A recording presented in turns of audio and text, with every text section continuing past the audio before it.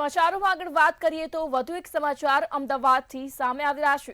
અમદાવાદથી આ સમગ્ર સમાચાર સામે આવી રહ્યા છે, જ્યાં કાટલોડિયાની સ્નેહાંજલિ સોસાયટી ગેરકાયદેસર જાહેર કરવામાં આવી, ત્યારે સોસાયટી 35 વર્ષે ગેરકાયદેસર જાહેર થતા પરિવારો પર આફત ઊભી થઈ। ત્યારે ફાળવેલા પ્લોટને બદલે અન્ય પ્લોટ પર બાંધકામ કરતા વિવાદ સર્જાયો। ત્યારે અન્ય બિલ્ડરના પ્લોટ પર સોસાયટીનું બાંધકામ કરતા વિવાદ સર્જાયો। ત્યારે 35 વર્ષ બાદ સોસાયટી ગેરકાયદેસર જાહેર કરવામાં આવી। સ્થાનિક રહેવાસીઓએ સરકાર સમક્ષ વૈકલ્પિક આવાસની માંગ કરી, ત્યારે રહીશો પાસે તમામ દસ્તાવેજો હોવા છતાં ઘર છોડવાની ફરજ સર્જાઈ। કાટલોડિયા વિસ્તારમાં આવેલી સ્નેહાંજલિ સોસાયટી વર્ષો જૂની છે અને હવે કોર્પોરેશન દ્વારા એક મહત્વનો નિર્ણય કરવામાં આવ્યો છે। ચોંકાવનારી ઘટના સામે આવી છે। આ સ્નેહાંજલિ સોસાયટીને ગેરકાયદેસર ઠેરવવામાં આવી છે, જેના લીધે જે અહીંયા રહેતા જે રહીશો છે તેમાં ચિંતા જોવા મળી રહી છે, એક રોષ પણ જોવા મળી રહ્યો છે, તંત્રની સામે રોષ જોવા મળી રહ્યો છે। બેન, શું કહેશો કોર્પોરેશનનો આ નિર્ણય તમને કેવો લાગે? मैडम, ये बिल्कुल गलत है। हम लोग जो है वो लीगल हैं, क्योंकि हम लोगों ने बेचाते घर खरीदे हैं मैडम, पैसे देकर, हार्ड एंड मनी जो हमारा है, हमने उससे ये घर खरीदे हैं। सबसे पहली बात, हमने तो जमीन ली नहीं थी, हमने घर बेचाते हुए ही लिए हैं। दूसरी चीज मैम, क्यों आखिर सरकारी तंत्र सोता है जब ऐसी इलीगल सोसाइटीज बनती हैं? वो क्यों कदम नहीं उठाते? बनने से पहले ही क्यों नहीं तोड़ दिए जाते? क्या ऐसा सब करके, जबकि ये इलीगल सोसाइटीज बन जाती हैं, वो बिक जाती हैं, उसके बाद कई साल के बाद रेजिडेंट्स जो हैं उन पे दबाव डाला जाता है, क्या ऐसा नहीं लगता आप लोगों को कि हम लोग, जो हमारा सरकारी तंत्र है, वो एक्चुअली फ्लरिश कर रहा है उन सब लोगों को जो कि इलीगल एक्टिविटीज करते हैं? और हम जैसे जो मासूम लोग हैं, ये पूरी सोसाइटी ONGC वाले लोगों ने खरीदी थी, और मैम वो सबके सब जो लोन है उनका, उन लोगों ने भरे हैं कितने ही साल तक, और ONGC ने ऐसे ही तो लोन पास नहीं किया था, उन्होंने कुछ देखकर ही किया होगा ना। तो फिर कैसे, आखिर हम लोगों की क्या गलती है? हम जो रेजिडेंट्स हैं, जो इतने साल से, पिछले 35 साल की बनी हुई ये सोसाइटी है मैम, और हम लोग सबको 30 साल 32 साल हो गए इस सोसाइटी में रहते हुए। जो पहला था, तो सोचिए कि हम कहाँ जाएं आज हमारे सबके बच्चे हैं, किसी के छोटे बच्चे हैं, ये हमारे साथ बुजुर्ग हैं, हम इनको लेकर कहाँ जाएं इस वक्त? मैं आप सबसे, आप मीडिया वाले, आप सभी लोगों से जो कि ऐसी सोसाइटीज के जो शिकार हुए हैं मेरे ख्याल से, उन सबसे निवेदन करती हूँ, हमारे प्रधानमंत्री से उनसे निवेदन करती हूँ, क्योंकि वो जाने जाते हैं कि वो गरीबों का और जो भी जिनके ऊपर अत्याचार हो रहा है उनके लिए काम करते हैं। मैं आज इसी मंच से, बल्कि जो हमारे प्रेसिडेंट हैं उनके लिए भी बोलना चाहूंगी कि हमारे लिए कुछ करें, क्योंकि जो भी ये सोसाइटी है या हमारी जैसी कितनी ही सोसाइटीज हैं, वो सब अचानक ही नहीं बनी हुई हैं। तो आखिर बनने क्यों दी गई हैं? क्यों हमारा सरकारी तंत्र सो रहा है आज तक? और आज अचानक ही ये 25 घर है मैडम, इसलिए शायद हमारे ऊपर दबाव डाला चला है, और उस 25 घर में भी शायद 10-12 घर तो खाली हो गए हैं। तो अब बाकी हम सब कहाँ जाएं? वो सब कितने ही मजबूर हैं, कितने ही लोग हार्ट अटैक और कितने ही प्रॉब्लम, डिप्रेशन की वजह से काफी लोग जा चुके हैं। मेरे अपने ससुर जी भी उसी के शिकार हैं। ये देखिए, हाँ, ये आंटी हैं, उनके अंकल भी उसी के शिकार हैं, अंकल भी उसी के शिकार हैं। आप सोचिए, मेरी मदर इन लॉ हैं, वो भी वही हैं। इन लोगों को ले जाए कहाँ आखिर? हमारे पास कोई दूसरा ठिकाना नहीं है मैडम। आप प्लीज कुछ करिए। मीडिया है जो कि शायद लोगों की सुनती है, आप लोग हमारी आवाज है, जनता की आवाज है, तो प्लीज कुछ करिए। એટલે કોર્પોરેશન કઈ પ્રકારે આ નિર્ણય લઈ રહી છે, કોર્પોરેશન સામે રોષ જોવા મળી રહ્યો છે। બેન, નિર્ણય લેવામાં આવ્યો, 35 વર્ષ જૂની સોસાયટી છે, કેટલો રોષ છે તંત્ર સામે? આમાં તંત્ર સામે તો જેટલો રોષ છે એટલો તો કંઈ કહેવા જેવો છે જ નહીં, અને ખરેખર એમની બેદરકારીની જ આ બધી ભૂલની સજા ભોગવી રહ્યા છે બધા। એ બેદરકારીમાં આ સામેનો પ્લોટ હતો, જે બી અદલા બદલી થઈ હતી, રાઈટ? તો ત્યાં ફ્લેટ કઈ રીતે બની ગયા? આનો પ્લોટ હતો તો અમારી જગ્યા ક્યાં જતી રહી? પ્રશ્ન આ જ ઊભો છે, અમને અમારી જગ્યા મળવી જોઈએ, બસ, ધેટ્સ ઇટ। એટલે જે જગ્યા માટે, પોતાના ઘર માટે અત્યારે લોકો રસ્તા ઉપર ઉતર્યા છે। બેન, શું કહેશો? કે કાકા, શું કહેશો? ઘણી વખત કોર્પોરેશન આડેધડ નિર્ણયો લઈ લેતી હોય છે, વર્ષો જૂની સોસાયટી છે, હવે આ નિર્ણય લેવામાં આવ્યો। हम सरकार को बोलना चाहते हैं, मोदी साहब लोगों को मकान देते हैं और हमारी सोसाइटी तोड़ रहे हैं। हम ONGC के सब एम्प्लॉइज थे, और इन कॉन्ट्रैक्टर का जो भाई था उसने हमारे को मेंबर बनाया, और मकान रातों रात नहीं बना। कॉन्ट्रैक्टर ने पैसे दिए हैं, ऊडा ने पैसे दिए हैं, इतनी देर कुछ नहीं बोले यार। हमारा ओएनजीसी से लोन पास हुआ, वो जैसे बनती थी सोसाइटी ऐसे उन्होंने लोन 2-3 दफ़ा हमारे को तो उसके जो है पैसे दिए हैं, एकदम नहीं दिए। और इतनी देर बनती थी सोसाइटी थे क्या ओडा सोया, उसे ओडा ने पैसे दिए हैं कॉन्ट्रैक्टर के साथ, उसका मेल है। कॉन्ट्रैक्टर के पास बहुत ज़मीन है, कॉन्ट्रैक्टर ने 4 करोड़ रुपया भरा, पर वो बाकी के भी उसने बोला कि मैं भर दूंगा। सब कुछ तैयार है वो बोलने के लिए हमारे को, उसने बोला कि मैं भर दूंगा। और ये कारपोरेशन वाले हमारे को तोड़ने के लिए आ रहे हैं, जबकि इनको देखना चाहिए ना ओडा थी कोई भी थी सब શું કહેશો, નિર્ણય પાછો નહીં ઠેરવામાં આવે, ડિમોલેશન કરવા કોર્પોરેશન આવશે તો શું કરવા? તો અમે આત્મવિલોપન કરીશું અહીંયા બધા, અને અહીંયા પહેલા અમને મારીને પછી અંદર ડિમોલેશન કરવા દઈશું, બાકી અમે અહીંથી છૂટવાના નથી। અમને ન્યાય મળશે।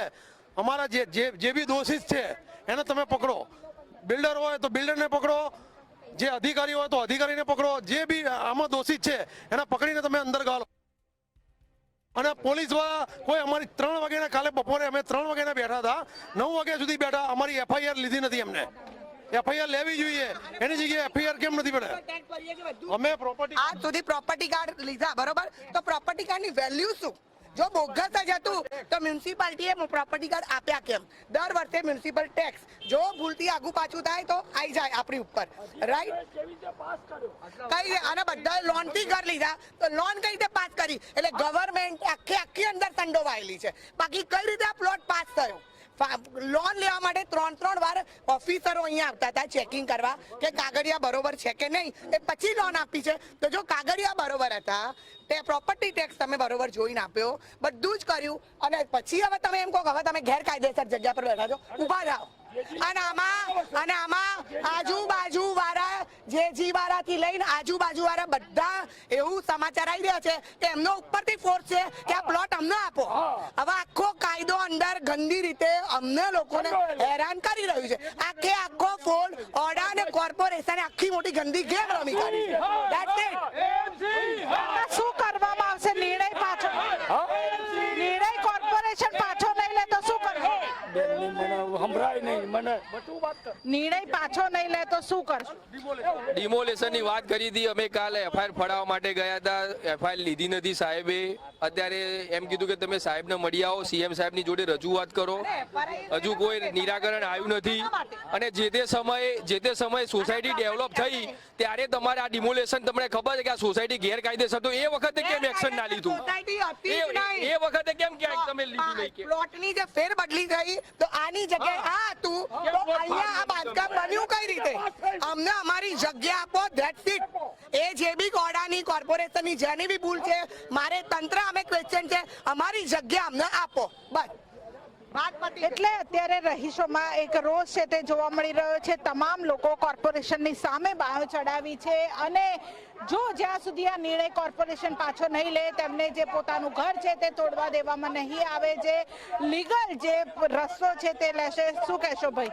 મારું સરકારને એટલું કહેવું છે કે તમે ચૂંટણી તાણે હિન્દુત્વની વાતો કરો છો, તો અત્યારે સ્નેહાંજલિ સોસાયટીમાં રહેતા દરેક રહીશો પોતે હિન્દુઓ છે, બરાબર? તો હિન્દુઓ પોતે પ્રતાડિત થયા છે તમારા કારણે, તમારા તંત્રની બેદરકારીને કારણે। આજે મને લોકો દ્વારા કહેવામાં આવ્યું હતું કે ભાઈ જે અધિકારીઓ છે એ લાગવગથી નોકરીમાં લાગી ગયા છે, એ વાત આજે સાચી ઠરી છે। જે કોર્પોરેશનમાં જે અધિકારીઓ છે જે પૈસા આપીને લાગવગથી લાગી ગયા એવું લાગે છે, એમને 35 વર્ષ પછી ગેરકાયદેસર દેખાય છે, આટલા દિવસોથી કેમ નહોતું દેખાતું? બરાબર, તમારા નગર વિકાસ ખાતાની અંદર આ પ્રોપર્ટી આવતી હતી, તમને હવે ગેરકાયદેસર દેખાણું? તમે સિટી સર્વેમાં આની નોંધણી કરી, પછી પ્રોપર્ટી કાર્ડ બન્યું, પ્રોપર્ટી કાર્ડ બન્યું એટલે ધેટ્સ ઇટ, ફાઇનલ જ કહેવાય। એને એનઓસી ટાઇટલ ક્લિયર હોય તો જ પ્રોપર્ટી કાર્ડ બને, એના વગર પ્રોપર્ટી કાર્ડ બને નહીં। કોઈ પણ મિલકતની નોંધણી રજીસ્ટ્રેશન થયું હોય, સોસાયટી સ્નેહાંજલિની પણ રજીસ્ટ્રેશન થયું છે, બરાબર, તો એના કારણે અહીંયા રહીશું રહે છે।